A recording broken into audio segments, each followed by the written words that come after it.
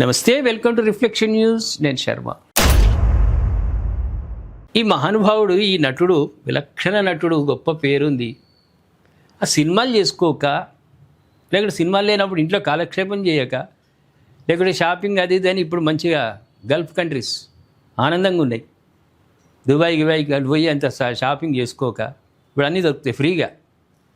అటన్న ఒక ఏం మాట్లాడతాడు, ఏం కామెంట్లు చేస్తాడు, వివాదాస్పదమైనటువంటి వ్యాఖ్యలు, అది ఏం రక్తము ఏందో అర్థం కాదు. రామాయణంపై సంచలన వ్యాఖ్యలు, వివాదంలో నటుడు ప్రకాష్ రాజ్. ఇవాళ ఒక్కరోజు కాదు, ఎప్పటికీ వివాదాలలో ఉంటాడు. అది ఏం ఆనందమో ఏం పాడిందో ఏం తెలుస్తలేదు. విలక్షణ నటుడు ప్రకాష్ రాజ్ మరోసారి తన వ్యాఖ్యలతో తీవ్ర వివాదంలో చిక్కుకున్నారు. ఇటీవల ఓ మీడియా కార్యక్రమంలో ఆయన రామాయణంతో పాటు దేశంలోని ప్రస్తుత పరిస్థితులపై చేసిన వ్యాఖ్యలు తీవ్ర దుమారం రేపుతున్నాయి. ఈ వ్యాఖ్యల కారణంగా ఆయనపై క్రిమినల్ కేసు కూడా నమోదైనట్లు వార్తలు వస్తున్నాయి. లోపల వేయాలి, ఓ 4 రోజులు వేస్తే తెలుస్తుంది. ఇటువంటి కూతలు ఉయ్యరిగా ఒక పద్ధతిగా మాట్లాడే తత్వం అలవాటు కావాలంటే లోపల పడేసి డిగ్రీలు ప్రయోగిస్తే అప్పుడేమన్నా చక్కగా అవుతాడు. ఇటీవల జరిగిన ఓ మీడియా కాంక్లేవ్లో ప్రకాష్ రాజ్ మాట్లాడుతూ శ్రీరాముడు ఉత్తర భారతదేశానికి చెందినవాడని, రావణుడు దక్షిణ భారతదేశానికి చెందిన గిరిజనుడని వ్యాఖ్యానించారు. పండ్లు దొంగిలించడం వల్లే వారి మధ్య ఘర్షణ మొదలైందని ఆయన పేర్కొనడం తీవ్ర విమర్శలకు దారితీసింది. ఏం పండ్లు? ఏమైనా పద్ధతి ఉందా? రామాయణం చదివినావు? అసలు నీకు చదువు వస్తుందా? రామాయణం చదివినావు అయినడన్నా? ఎందుకు యుద్ధం మొదలైంది? ఎందుకు యుద్ధం? ఎవరైనా 5వ తరగతి చదువుతున్న పిల్లల్ని అడుగుపోయి, ఊర్లల్లో, సిటీలలో కాదు, ఊర్లల్లో 5వ తరగతి 2వ తరగతి చదువుతున్న పిల్లల్ని అడుగు, రావణాసురుడికి రాముడికి ఎందుకు యుద్ధం మొదలైంది, ఎందుకు ఘర్షణ? తెలియదా? ఆ మాత్రం ఇంగిత జ్ఞానం ఉందా లేదా? నువ్వా విలక్షణ నటుడివా? అంతటితో ఆగకుండా దేశంలో మత సామరస్యం పైన ప్రకాష్ రాజ్ సంచలన ఆరోపణలు చేశారు. ఈ దేశంలో జరుగుతున్నది మారణ హోమానికి సన్నాహం.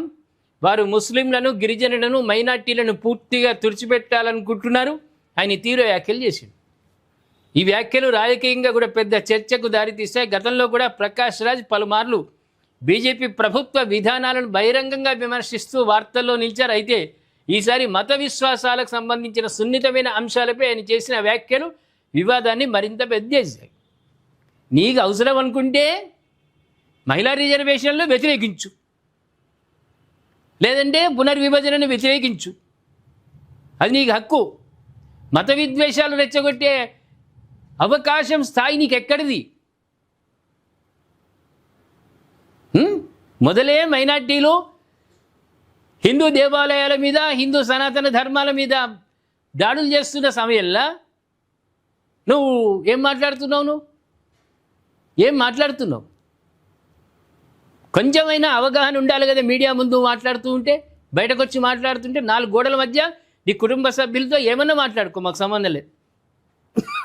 మీ ఫ్యామిలీతోటి ఏమన్నా మాట్లాడుకో. బయటకు వచ్చినప్పుడు ఒక బాధ్యత ఉంటుంది కదా. నీకు ఒక ఖ్యాతి, ఒక పేరు ఉంది కదా, విలక్షణ నటుడని ఒక ఖ్యాతి. దానికి ఎందుకు నువ్వు నష్టం చేసుకుంటున్నావు? నీది నువ్వే. అమెరికాలో ట్రంప్ మొదలైనట్లే ఇండియాలో నువ్వు తయారైనవు. మీ కీర్తి ప్రతిష్టలు మీరే దెబ్బతీసుకుంటున్నారు, నాలుకలేని నరంతో మాట్లాడుకుంటూ. ఎవరు మాట్లాడమన్నారు నిన్ను? రామాయణం గురించి నీకు అవగాహన లేనప్పుడు ఊరుకో. నువ్వు చదువుకోలేదు, రామాయణం చదవలేదు, రామాయణం గురించి నీకు తెలియదు కాబట్టి ఊరుకో, సప్పుడేగా. మత సామరస్యం గురించి ఉన్నదా? ఎవరైనా మాట్లాడుతుందా? బీజేపీ ఆ దిశగా ఏమైనా తుడిచిపెట్టేయాలి, మొత్తం వీళ్ళు ఎవరు ఉండొద్దని అనుకుంటుందా? రావణాసురుడికి రాముడికి జరిగిన యుద్ధం గురించి నీకు తెలియదంటే ఏమనుకోవాలి? Zero knowledge. రాముడికి రావణాసురుడికి ఎందుకు యుద్ధం జరిగింది అంటే నువ్వు పండ్లు తీసుకొని పోతే యుద్ధమైందా?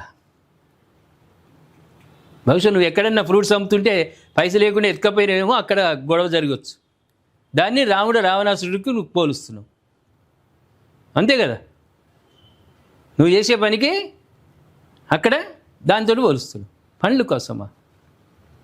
ఏం అవగాహన? ఏంది ఇది? ఎందుకు మాట్లాడతారు ఇట్లా? మీరు ఊరుకోండి, చప్పుడేక. సినిమా లేవనుకో, చప్పుడేక కాలక్షేపం ఇంట్లో చేసుకోండి.